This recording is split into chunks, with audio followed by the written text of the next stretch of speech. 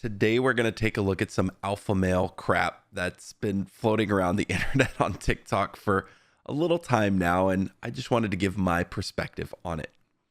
You do not have to accept her rejection. So, just right out the gate here, we're hit with such a weapon of a statement. This is insane. This guy is saying the most ridiculous things ever. You should never, in any circumstances, not accept someone's rejection. Anytime, any place, anywhere, with any person, whether it's sexual or not, you should always respect someone's decision to not want to do something. There's so much alpha red pill manosphere dating content stuff online, and if you genuinely want to succeed in relationships, you can start by appreciating and respecting other people's decisions. I was talking to a girl and she said, I'm not really interested.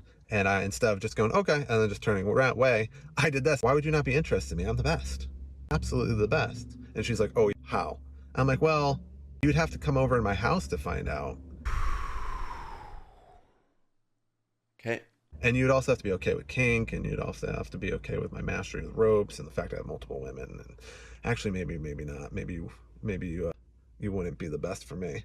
It's already bad enough that we're giving videos like this attention, but you need to do everything you can to just avoid ideals like this. It's not helpful for anyone. It's not serving anyone. And it's certainly not going to give you some enlightening, successful, happy relationship. Male suicide rates are at an all-time high. There's a loneliness epidemic, and men are constantly pressured to perform better, be better, make more money, and just fix everything. So what do we do here? What can actually be done to kind of turn the tides from ideals like this? I think a great starting point would be to develop your emotional intelligence, or your EQ. Men primarily rely on women in heteronormative relationships for emotional support. Outside of that, they don't do it themselves or with other men. The more you can develop healthy levels of EQ, the more you can navigate complex social situations. A great place to start with this, again, is to really understand your emotions, the language in which you use to talk about them, and how to deal with that in the context of interpersonal relationships. Utilize the feeling wheel. Start from the inside and see what you're feeling. Then gradually move outward until you land on something that makes sense for you. It's an oversimplification of the complexity of emotions, but it's a great place to develop a healthy language around what you're feeling and how to talk about it. Men typically aren't really good at going to other men to talk about their emotions, and unfortunately, women have to deal with the burden of this, both inside other relationships, romantically, and platonic relationships as well. If you look at the men who go through a breakup, there's a 4 times greater risk for suicide post-breakup. This is because when they lose their female partner, they also lose their close friend and emotional support system. They don't have the social connectedness and emotional support systems outside of the women they date. When going to other men who tend to offer solutions and logic, approach the topic like this instead to get better results with breaking that emotional support barrier and talking through emotions in a constructive way. Try to ask things like, hey, I need help thinking through something in my life right now. Hey, I'm sorting through some different emotions, like insert emotions, and I could really use your help right now. Hey, I need some help clearing my head with a hard thing I'm facing. If you're on the receiving end of this as a man, you also need to know that it's important that you don't just sit there and have them do all the work. A conversation is a two-way street.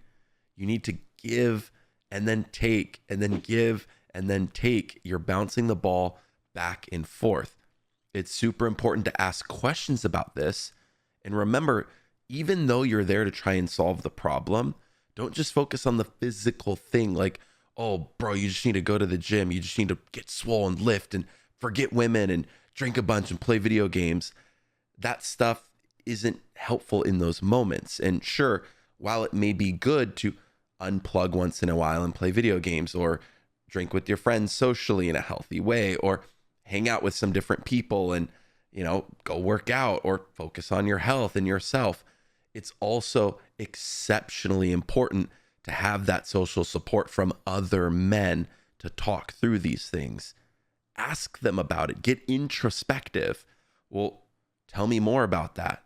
What kind of things are you feeling? What does that make you think? What thoughts is that, triggering within you? There's so many different ways that you could approach this, as long as it's talking about the thing that's inside their head and inside their body.